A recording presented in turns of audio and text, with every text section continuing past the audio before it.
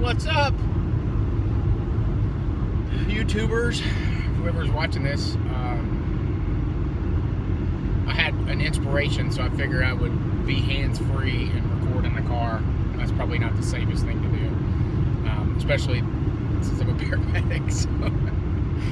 But I've been recording videos to try and push myself a little bit in a couple ways of fear around speaking and things like that. But I had an inspiration today to share a video about kind of the nuts and bolts of weight loss and nutrition.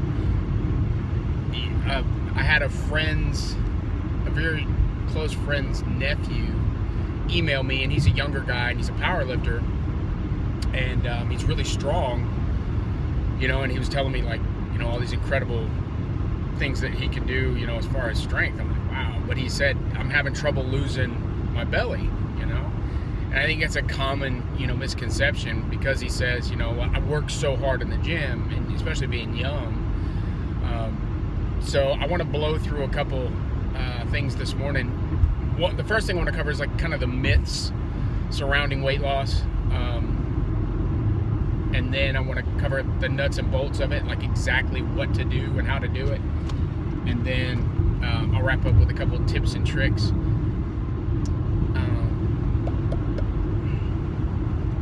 It's funny, one of the things that we learn when I went to Toastmasters, which is a public speaking group, is not to say the word and So when it comes up, I constantly was like, damn. So anyhow, some of the misconceptions about weight loss. The one that I really want to start with first is kind of our judgment on heavyset people or fat people. There's a misconception, I think, on when you see a really, really large person and you think, man, even if you're a little overweight, you're like, God, dog, why don't you just quit eating, man?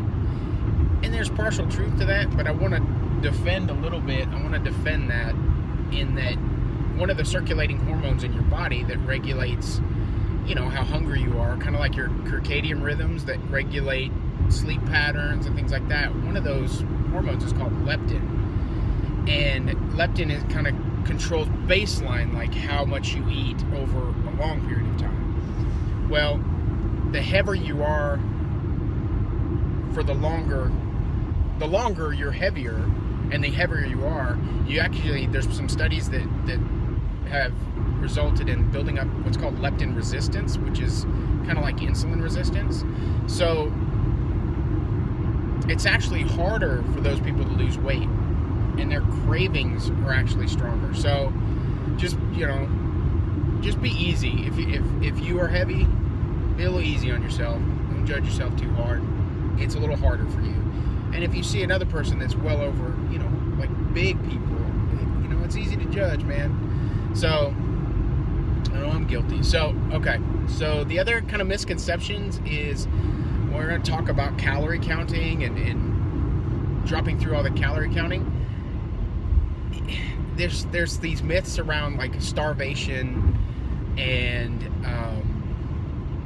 let's talk about starvation first. So this is infinitely starvation mode. That if you drop below a certain amount of calories, that you're going to go in starvation mode and you're not going to burn any fat. Now, like all myths, there's a little bit of truth in that. So the little bit of truth is that, if you drop below your base metabolic rate, which is the daily calories that your body burns for staying alive, if you drop below your base metabolic rate, your metabolism will slow down. Say 20-30%. More important than that, you're going to feel like garbage, you're going to be tired, you're going to be able to regulate your cold and heat as efficiently. So we don't want to do that, right? But the myth is absolutely false, and it is extreme, because obviously people starve to death. One of the other myths that I want to talk about is, now I should have wrote all this down.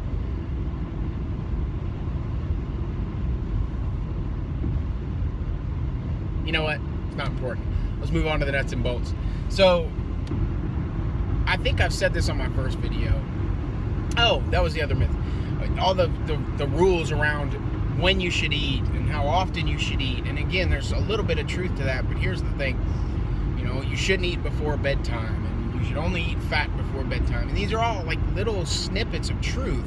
But what I don't want people to focus on is these little snippets and get lost in the actual equation, because the equation's the important part. The little snippets of truth, they're like little nuances and minorities. Like if you look at bodybuilders, if you ever want to know anything about a nutrition or hormones, look at a bodybuilder, talk to them, go on bodybuilding.com. There's more than I have. Those guys know more about hormones and calorie counting and how the body works, because they are literally diving down to make the body absolutely efficient to lose, that last little 1% of body fat around, the organs. So the extremism is that, and that's where a lot of those little myths come from. So it's like extreme mentality. So don't worry about the little things. Worry about the big equation. And the big equation is, and I said this before, losing weight is not easy. Your body intrinsically knows when you cut calories, and it's like, hey, something's wrong here. We need to eat a little more. And there's tips and tricks I'll go over the end to kind of fool your body, but man, it's that paradox. You can't really fool your body. You're going to be hungry.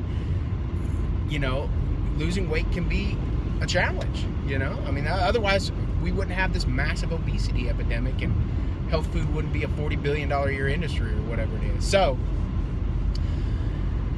luckily, you don't have to do a bunch of math anymore to calculate. There's like 5 or 6 different equations to calculate your base metabolic rate and your exercise calories burned and your non-exercise, and whether you're an endomorph or an ectomorph, or a hard gainer or a slow gainer.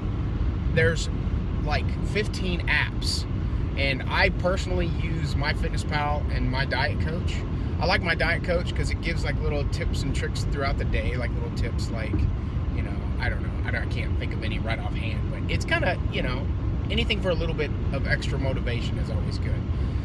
But all these apps do is they calculate by your age and your height and your weight, your amount of calories that you need in a day.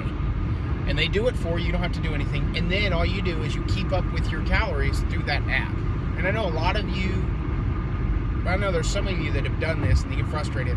You have to be absolutely honest. Like everything that you put in here has to go in that app. And then it's unless you have a thyroid problem or some kind of hormonal imbalance, you will lose weight.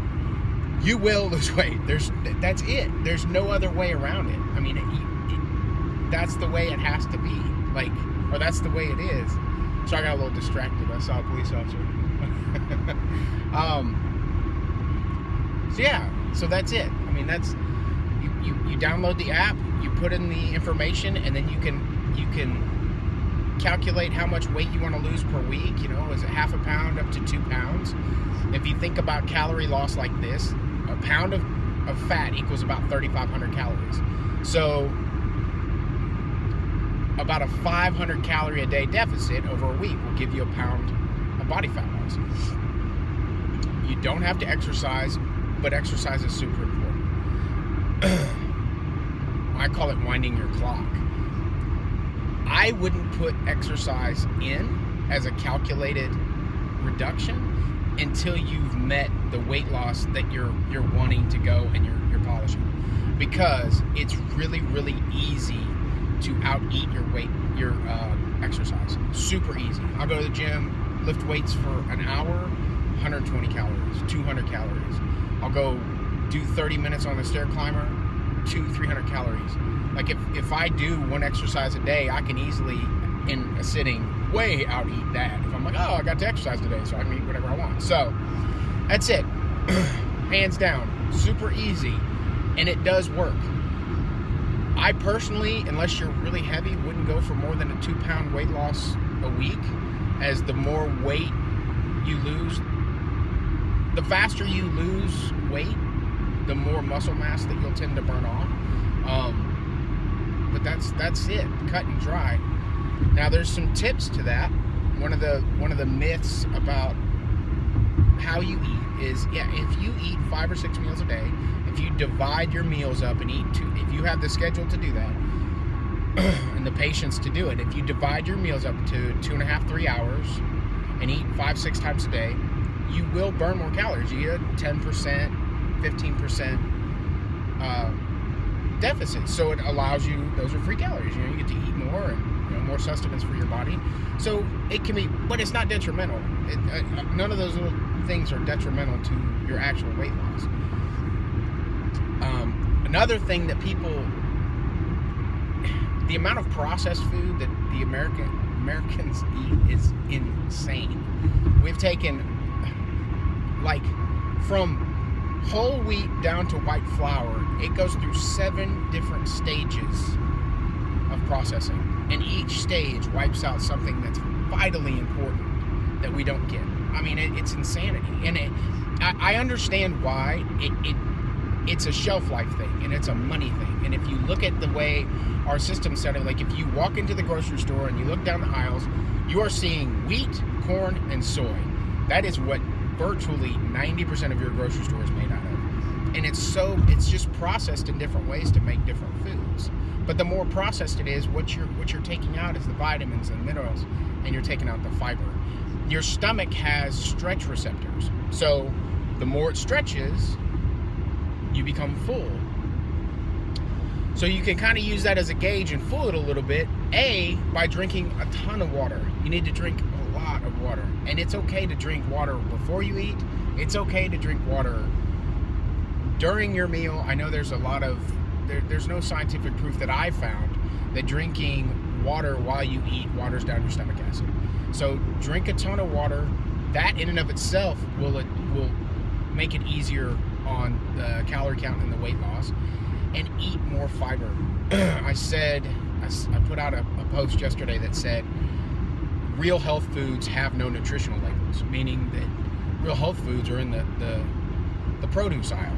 That's where you're gonna get your most bang for your buck.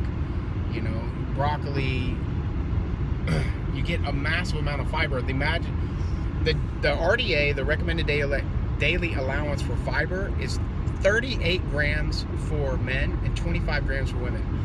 And in those apps, one of the cool things that you can do is you can thumb down through, see if you're meeting your RDA for your vitamin C, your vitamin A, your calcium. So you can see if you're actually getting those things. And it's interesting that only, I think the last statistic I saw was like 12% of Americans are getting their recommended daily allowance. So we're absolutely over macronutrient. We are overfed. We're all fat. It's insane. And yet still we're not getting our nutrient value because they've processed the food to a degree that it's like there's nothing in it except for macronutrients. There's nothing in it except for protein, fat, and carbohydrates. That's it. So pay attention to that. When I first started keeping up with the fiber, I was like, damn, I eat pretty damn healthy. And I was like, man, I'm struggling to catch this 40 grams a month or a day. Like, it's a lot more challenging than you think. And I've noticed that if I stay true to that and really try to hit that 40 grams, it forces me to eat more fruits and vegetables to really get to that. And I'm not talking about, and I have friends that are smart, I'm not talking about drinking Metamucil. That is not a fix. So I think that's it. I just wanted to go over the nuts and bolts and to tell people it's not rocket science. It literally is math.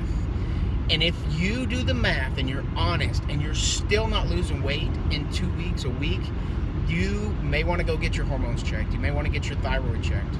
Maybe your cortisol levels are really high. But yeah, that's it. That's the nuts and bolts to it.